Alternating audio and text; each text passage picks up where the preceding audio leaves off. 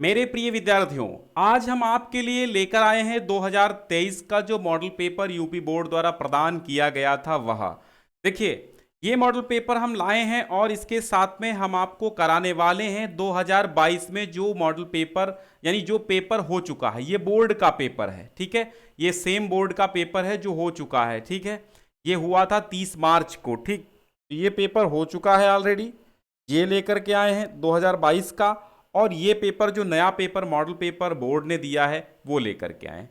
दोनों को हम मिलाएंगे। क्या जो बोर्ड पेपर देता है सेम उसी पर आधारित पेपर होता है, अथवा ये पेपर में कुछ क्वेश्चंस चेंज होते हैं, उन सारी बातों को आज हम देखेंगे। तो सबसे पहले हम ये पेपर करते हैं बोर्ड वाला। देखते हैं, इसमें इंग्लिश का है कक्षा 12 का, कि बोर्ड द्वारा दिया गया पेपर और बोर्ड एग्जाम में होने वाला पेपर क्या चेंज होता है या एक ही पैटर्न पे होता है। समझिए, देखिए यहां पे सबसे पहले जनरल इंस्ट्रक्शन लिखे हैं, तो वो तो सामान्यतः लिखे रहते हैं, इनसे कोई मतलब नहीं।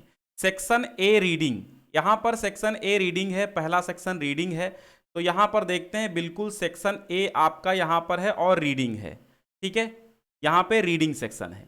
अच्छा, रीडिंग सेक्शन में कहा गया है read the following passage carefully and answer the questions that follow, ठीक है। पैसेज को पढ़िए, उसके नीचे दिए गए प्रश्नों को पढ़िए। तो इसमें भी सेम वैसे ही आया कि read the following passage carefully and answer the question that follow, ठीक। सेम वैसे आया। The old Turkish and other races, तो इसमें जो है बहुत बड़ा नहीं आया है, लेकिन इसमें थोड़ा सा बड़ा आ गया, लगभग सेम शब्दों में आया हुआ है, ठीक है। तो यहां तक बात सेम रहती है, यानी एक पैसेज आया है, पैसेज के नीचे कितने प्रश्न हैं और कितने कितने नंबर के हैं, 1 2 3, ए बी सी डी और ई के अंतर्गत थर्ड, तीन ये हैं। अब यहां पर देखते हैं, पैसेज के नीचे ए और बी सी डी और ई के अंतर्गत 3, बिल्कुल 3 सेम क्वेश्चन रहे, वही रहे सेम, ठीक है। सेम रहे ना, पूछा गया इस पैसेज पर बेस्ड क्वेश्चंस, ठीक है। अब चलिए अगले क्वेश्चन, सेक्शन बी के अंतर्गत हम आते हैं, देखते हैं, ठीक है। क्या मैं इन दोनों पेपर्स को इसलिए लेकर के आया हूं कि आपको विश्वास करना चाहिए या नहीं करना चाहिए। डिस्क्रिप्शन में हमने पहली लिंक दी है जहां से इन दोनों पेपर्स को आप डाउनलोड कर पाएंगे, ठीक है, और इसी के आधार पे आप पढ़ाई कर पाएंगे। सेक्शन बी राइटिंग सेक्शन आता है, तो अगर बोर्ड वाले पेपर में देखें तो इसमें भी सेक्शन बी है और राइटिंग सेक्शन है, ठीक है। सेक्शन बी है, राइटिंग सेक्शन है। पूर्णांक ऊपर जितना था 15 अंक का था शायद, हाँ, 3 चौके 12 3 15 15 था, 15 वहां पर भी है। तो इसमें कहा गया right an article on any one of the following topic in about 100 to 150 words, ठीक। जैसे कि यहां पर दिया गया 10 अंक में आपको एक आर्टिकल लिखने को कहा गया है, ठीक। देखते हैं इसमें क्या कहा गया, right an article on any one 100 to 50, 10 marks, बिल्कुल सेम है जैसा बोर्ड बता रहा था।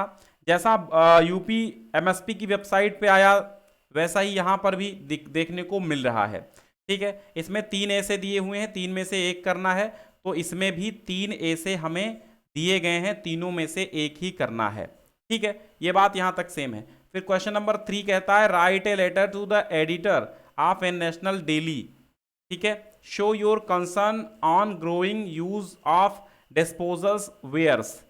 तो ये भी 10 अंक का आपका एक लेटर लिखने को आया है, अथवा write a letter to principal to your school of your school to complain against the shortage of latest sports magazine in the library.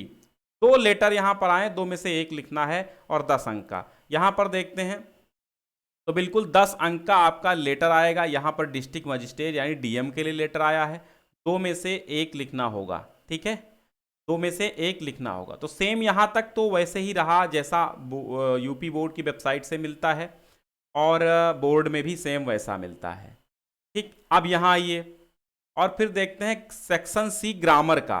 तो यहां पर भी हम सेक्शन सी ग्रामर का देखते हैं, 5 गुणे 10 नंबर में।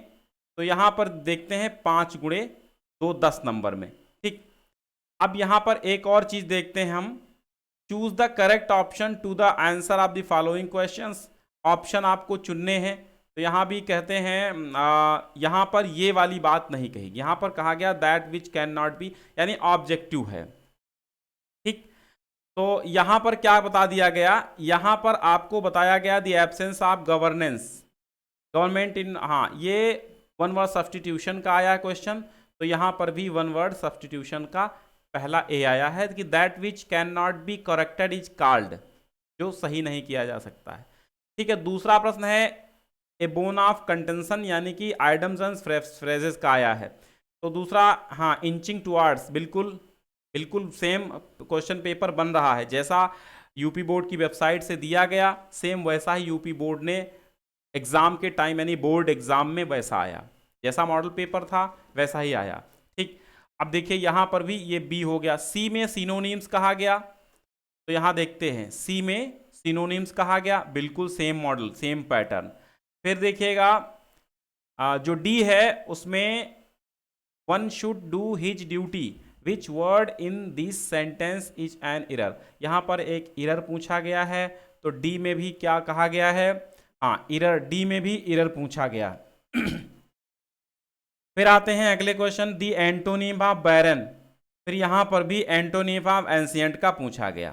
ठीक, ये हाँ, फिर देखते हैं change any one of the following into, पांचवा प्रश्न देखते हैं, पांचवा का इनडायरेक्ट डायरेक्ट आए हैं पांचवे में, आई सेड दो आए हैं, दो में से एक करना है, तो यहां पर भी दो आए हैं, दो में से एक करना है। ठीक, अब यहां देखिएगा बी वाला क्या कह रहा, बी वाला कह रहा combine any one of the following as directed. ठीक, तो यहां पर भी देखिए, यहां पर भी देखिए कहा गया है combine any one of the following as directed, दो यहां पर आए, दो में से दोनों करने होंगे। ठीक है, हाँ दो में से नहीं एक करना है, दो आए हैं एक करना है, यहां पर भी आपको दो आए हैं और एक करना है। ठीक, सी वाला change any one of directed passivize activized जो ब्रैकेट में दिया गया है, तो यहां पर सी पे आ जाओ, सी पे, हाँ जैसे यहाँ पैसिवाइज और हाँ एक्सक्लेमेटरी सेंटेंसेस, तो दो यहाँ पे आए हैं एक करना होगा, यहाँ पर भी बिल्कुल सेम है प्रोसेस, एनी वन कहा गया एक कहा गया। फिर डी वाला में डी वाले क्वेश्चन में कह रहा correct any one of the following sentences, दो में से एक करना है, यू आर सीनियर देन, तो करेक्ट करना है, करेक्शन आया है करेक्शन वाला, तो डी में भी यहाँ पर भी करेक्शन वाला आया है। ठीक है, फिर पांचवा देखते हैं यहाँ पर use any one of the following, अच्छा पेयर्स मतलब ये जोड़े में से, ये होमोफोन्स हैं, दो होमोफोन्स हैं, तो यहाँ पर भी दो होमोफोन्स आ गए हैं। ठीक है, दो होमोफोन्स यहाँ पर भी आ गए हैं। फिर ट्रांसलेशन आया है 5 नंबर में, तो यहाँ पर भी 5 नंबर में आपको ट्रांसलेशन देखने को मिल रहा है। फिर देखिएगा यहाँ पर सेक्शन डी लिटरेचर आ जाता है, सेक्शन डी लिटरेचर आ जाता है। ठीक, अब यहाँ देखते हैं 8 नंबर में दो प्रश्न पूछे गए हैं, answer of the following questions in about 40 words, यहाँ पर क्या कहा गया है, बिल्कुल in about 40 words each, 4 4 8 number, तो यहाँ पर दो 4 दिए गए हैं अथवा करके 4 दिए गए हैं, और इन चारों में से आपको कितना करना है, इन चारों में से आपको क्या करना है, 4 में से 2 करना है। ठीक है, तो यहाँ पर भी आपको 4 देखने को मिलेंगे, 1 2 3 और 4 क्वेश्चन में से 2 करने हैं। ठीक है, इन दो में से एक करो और इन दो में से एक करो। ठीक है, ऐसे ही यहाँ पर इन दो में से एक करो और इन दो में से एक करो। ठीक है, फिर चलते हैं आगे, 8वां प्रश्न है। 8वां प्रश्न में 80 शब्दों में आपको 7 नंबर में एक प्रश्न का उत्तर देना है।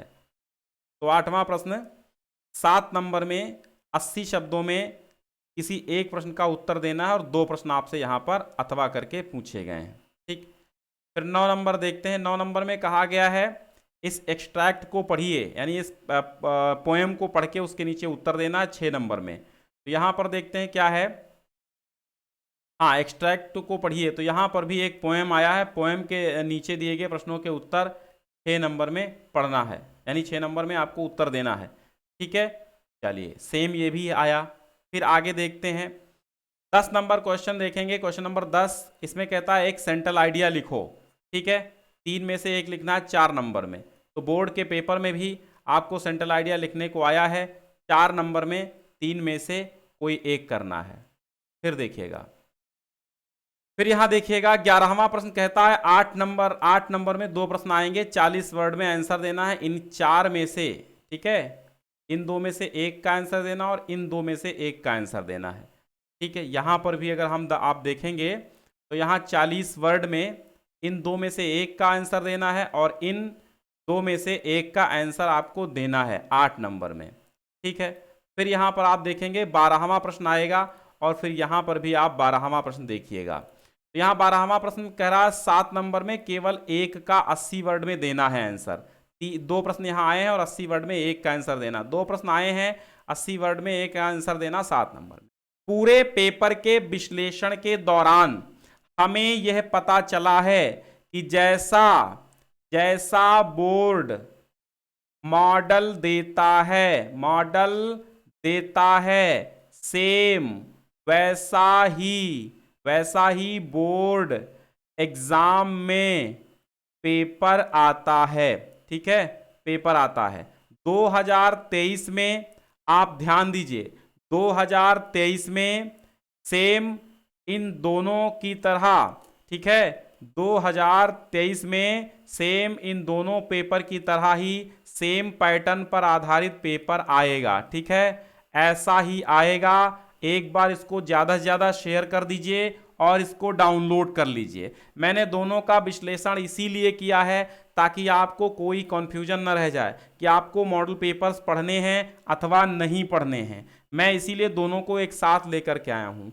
तो ये भी डाउनलोड कर लीजिए 22-23 के लिए और ये भी डाउनलोड कर लीजिए, दोनों डाउनलोड कर लीजिए। सेम ऐसा ही जैसे जितने मॉडल पेपर हम देंगे सेम इसी पैटर्न पे आधारित होंगे और सेम ऐसे ही बोर्ड एग्जाम में आना है। तो सेम पैटर्न पे आपको पढ़ाई करनी है, इधर उधर भटकने की आवश्यकता बिल्कुल भी नहीं है। बहुत अच्छे से अपने ग्रुप्स में शेयर कर दो।